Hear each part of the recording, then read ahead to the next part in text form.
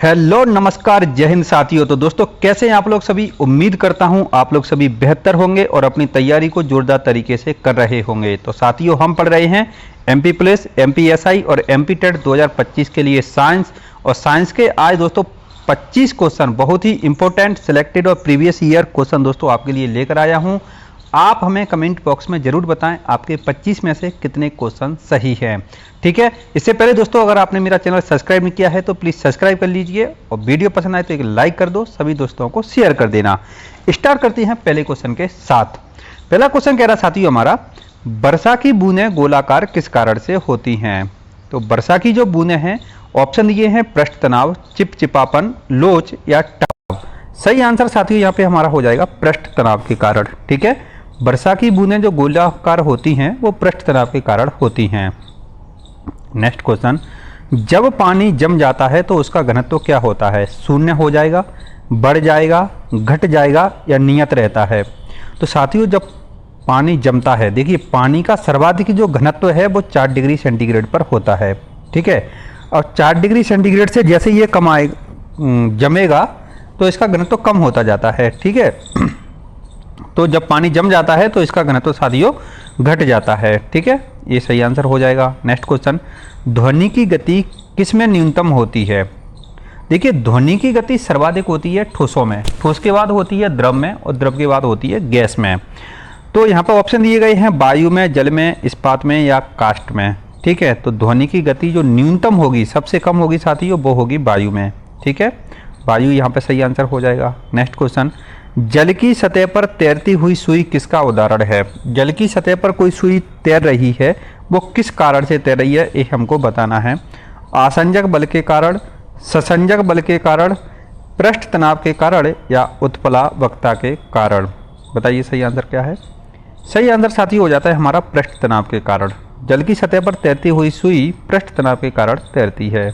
Next question, वायु एक है, वायु क्या है। वायु यौगिक है, मिश्रण है, अवयव है या इलेक्ट्रोलाइट है। क्या हो जाएगा सही आंसर। वायु एक दोस्तों मिश्रण है। ठीक है, वायु क्या है, वायु एक मिश्रण है। नेक्स्ट क्वेश्चन, गुब्बारों में कौन सी गैस भरी जाती है।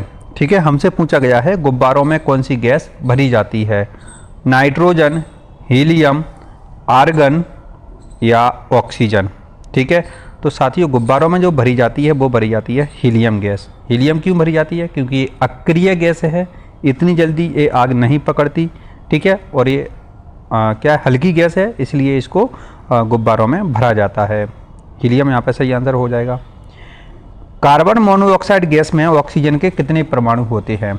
ठीक है साथियों, कार्बन मोनोऑक्साइड गैस में पूछा है। देखिए कार्बन मोनोऑक्साइड का जो सूत्र होता है वो होता है CO। ठीक है, कार्बन मोनोऑक्साइड ये कहाँ से निकलती है, तो जो अधिकतर जो वाहन होते हैं उनसे निकलने वाले धुएं में ये होती है। अब इसमें पूछा गया है, देखिए साथियों यहाँ पे एक तो कार्बन का अणु है, परमाणु हैं, और एक है ऑक्सीजन का। तो यहाँ पे पूछा गया है कि ऑक्सीजन के कितने परमाणु होते हैं, तो क्या आंसर हो जाएगा 1। ऑप्शन नंबर 1 यहाँ पे हमारा सही आंसर हो जाएगा। नेक्स्ट क्वेश्चन, हीरा किसका शुद्धतम रूप है। ठीक है, हीरा, हीरा पूछा है सिलिकॉन का, सल्फर का, कार्बन का या जर्मेनियम का। बताइए सही आंसर क्या है। दोस्तों अगर आपने चुना है ऑप्शन नंबर 3 यानी कि कार्बन, तो आपका सही आंसर हो जाएगा। हीरा कार्बन का शुद्धतम रूप है। हीरा कार्बन का शुद्धतम रूप है। नेक्स्ट क्वेश्चन, प्रकृति में सबसे कठोर पदार्थ कौन सा है। ठीक है, प्रकृति में सबसे कठोर पदार्थ पूछा है लोहा, हीरा, सोना या जर्मेनियम। तो प्रकृति में सबसे कठोर पदार्थ होता है साथियों वो होता है हीरा। ठीक है, प्रकृति में सबसे कठोर पदार्थ कौन सा है, तो हीरा है। हीरा यहाँ पे हमारा सही आंसर हो जाता है। नेक्स्ट क्वेश्चन, भूपर्पटी पर सर्वाधिक मात्रा में मिलने वाली धातु कौन सी है। भूपर्पटी क्या होती है, पृथ्वी की सबसे ऊपरी जो सतह है वो भूपर्पटी कहलाती है। भूपर्पटी पर सर्वाधिक मात्रा में जो मिलने वाली धातु है साथियों वो है हमारी एल्युमिनियम। ठीक है, कौन सी है, एल्युमिनियम। भूपर्पटी पर सर्वाधिक मात्रा में मिलने वाली धातु साथियों एल्युमिनियम है, याद रखना। दोस्तों अगर आपने हमारा चैनल अभी तक सब्सक्राइब नहीं किया है तो प्लीज़ सब्सक्राइब कर लीजिए। नेक्स्ट क्वेश्चन, भूपर्पटी पर दूसरी सबसे प्रचुर धातु कौन सी है। ठीक है, भूपर्पटी पर सबसे ज़्यादा तो कौन सी हो गई, एल्युमिनियम। अब पूछिए दूसरे नंबर की, ठीक है, दूसरे नंबर की सबसे प्रचुर धातु कौन सी है। ऑप्शन ये है लोहा, एल्युमिनियम, कॉपर या जिंक। तो क्या आंसर हो जाएगा साथियों, यहाँ पे जो आंसर है वो हो जाएगा अब लोहा। दूसरे नंबर पे कौन सी मिलती है, तो लोहा मिलती है। प्रथम नंबर पे कौन सी है, तो एल्युमिनियम है। ठीक है, यहाँ पे लोहा आंसर हो जाता है। नेक्स्ट क्वेश्चन, कृत्रिम रेशम को यह भी कहा जाता है। ठीक है, एक होता है प्राकृतिक रेशम, एक है कृत्रिम रेशम। अब कृत्रिम रेशम को क्या नाम से जाना जाता है, रेयान के नाम से, फाइबर ग्लास के नाम से, नायलॉन के नाम से या डेक्रोन के नाम से। अगर दोस्तों आपने चुना है ऑप्शन नंबर 3 यानी कि नायलॉन, तो आपका आंसर सही हो जाएगा। ठीक है, कृत्रिम रेशम को याद रखना, कृत्रिम रेशम को नायलॉन के नाम से भी जाना जाता है। नेक्स्ट क्वेश्चन, निम्नलिखित में से कौन सी धातु कमरे के तापमान पर द्रव अवस्था में रहती है। ठीक है, कमरे के ताप पर ये द्रव अवस्था में रहती है, ये हमको बताना है। ठीक है, साधारणतः जो धातुएं होती हैं वो ठोस अवस्था में रहती हैं, ठीक है, लेकिन ये द्रव अवस्था में रहती है और धातु है। तो कैल्शियम, पोटेशियम, पारा या लोहा। सही आंसर हो जाता है दोस्तों हमारा ऑप्शन नंबर 3 पारा। ठीक है, पारा जो धातु है कमरे के तापमान पर द्रव अवस्था में रहती है। नेक्स्ट क्वेश्चन, विद्युत बल्ब का तंतु निम्न से बना होता है।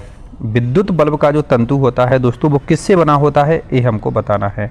टंगस्टन से, नाइक्रोम से, ग्रेफाइट से या लोहा से। दोस्तों अगर आपने चुना है ऑप्शन नंबर 1 यानी कि टंगस्टन, तो आपका सही आंसर हो जाएगा।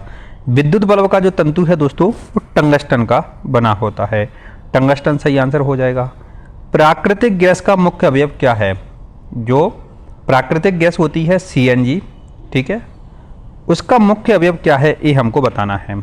ऑक्सीजन, हाइड्रोजन, मीथेन या प्रोपेन। सही आंसर क्या है दोस्तों, अगर आपने चुना है ऑप्शन नंबर 3 यानी कि मीथेन, तो आपका सही आंसर हो जाएगा। नेक्स्ट क्वेश्चन,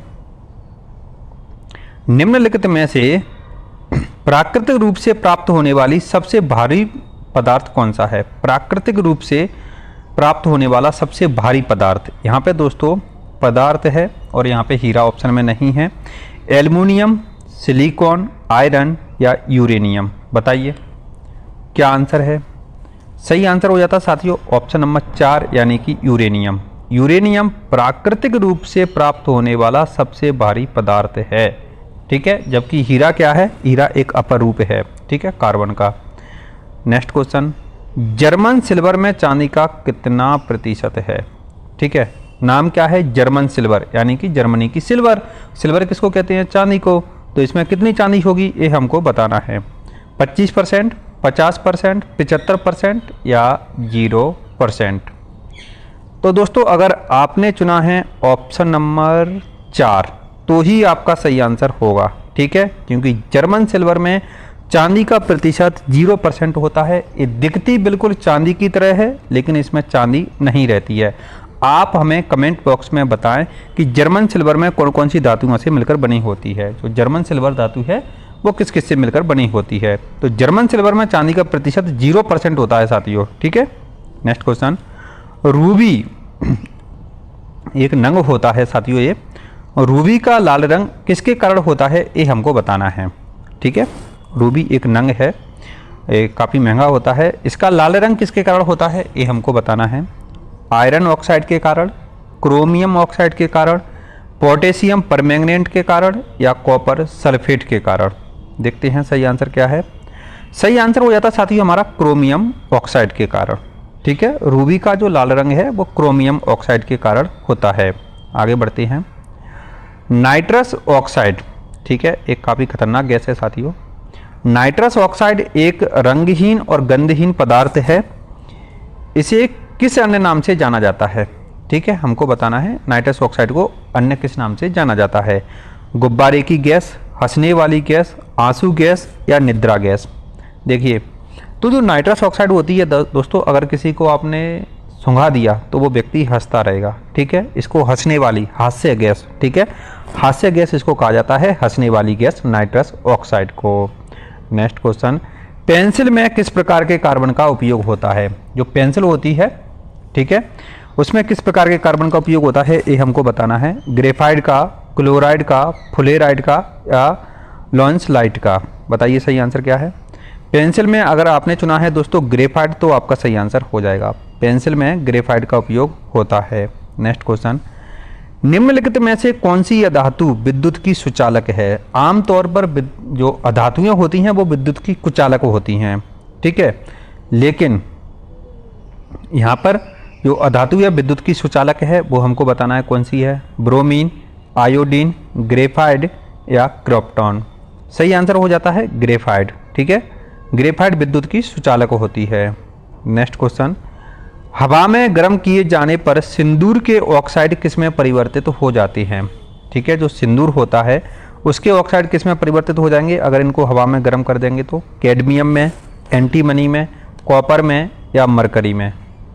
क्या है सही आंसर। साथियों अगर आपने चुना है ऑप्शन नंबर 4 यानी कि मरकरी तो आपका सही आंसर हो जाएगा, ठीक है। आगे बढ़ते हैं। नेक्स्ट क्वेश्चन, पानी को कठोर बनाने वाले 2 प्रमुख खनिज कौन से हैं। एक जो होते हैं अगर इनको पानी में मिला दिया जाए तो वो कैसा हो जाता है, कठोर हो जाता है, ठीक है, खारा हो जाता है। वो हमको बताना है कि पानी को कठोर बनाने वाले 2 प्रमुख खनिज कौन से हैं जो खारे पानी में ये मिलते हैं। Calcium, magnesium, iron, sulphur, sodium, potassium या जिप्सम और मैग्नीज। सही आंसर क्या है दोस्तों। अगर आपने चुना है ऑप्शन नंबर 1 यानी कि कैल्शियम और मैग्नीशियम तो आपका सही आंसर हो जाएगा। आगे बढ़ते हैं। मिट्टी के पीएच को क्या मिलाकर बढ़ाया जा सकता है। मिट्टी जो होती है अगर उसका पीएच मान बढ़ाना है तो उसमें क्या मिलाया जाए ये हमको बताना है। ऑप्शन ये है रेत, यूरिया, चूना पत्थर या सीमेंट, ठीक है। तो देखते हैं सही आंसर क्या है। पीएच बढ़ाना है साथियों तो चूना पत्थर सही आंसर हो जाएगा। मिट्टी में चूना पत्थर मिला दीजिए तो उसका पीएच जो मान है वो बढ़ जाएगा। नेक्स्ट क्वेश्चन, इलेक्ट्रॉन की खोज किसने की थी। नहीं, इलेक्ट्रॉन की खोज कब की गई थी ये हमको बताना है। तो इलेक्ट्रॉन की खोज 1890, 1897, 1895 या 1900। सही आंसर हो जाएगा साथियों 1897 में। किसने की थी, जे थॉमसन ने की थी, ठीक है। इलेक्ट्रॉन की खोज किसने की थी, जे थॉमसन ने की थी, 1897 में की थी, ठीक है। तो ये का सही आंसर हो जाता है। दोस्तों अगर आपको हमारी क्लास पसंद आई हो तो प्लीज़ एक लाइक कर दो। अगर आप भी चाहते हैं कि इसका अन्य लोग भी फ़ायदा लें तो प्लीज़ क्लास को शेयर भी आप कर सकते हैं, ये आपके ऊपर निर्भर करता है। अगर आप चाहते हैं कि इस प्रकार की क्लास आपको मिलती रहे तो चैनल को सब्सक्राइब कर लीजिए और घंटी वाले बटन पर ऑल पर क्लिक कर दीजिए, जिससे आपको ऐसी क्लासें मिलती रहेंगी, ठीक है। मिलते हैं अगली क्लास में, जब तक के लिए धन्यवाद।